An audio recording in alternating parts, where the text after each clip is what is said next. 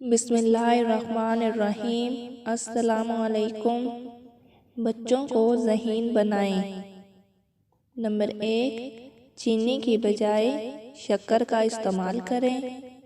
Number 2, मैदा की बजाय चक्की का आटा इस्तेमाल करें। नंबर 3, फार्मी अंडों की बजाय देसी अंडे इस्तेमाल करें। नंबर 4, पैकेट वाले दूध की बजाय ताज़ा दूध इस्तेमाल करें। नंबर 5, ब्रायलर मुर्गी के बजाय देसी मुर्गी इस्तेमाल करें। नंबर 6, आम तेल की बजाय सरसों का तेल इस्तेमाल करें।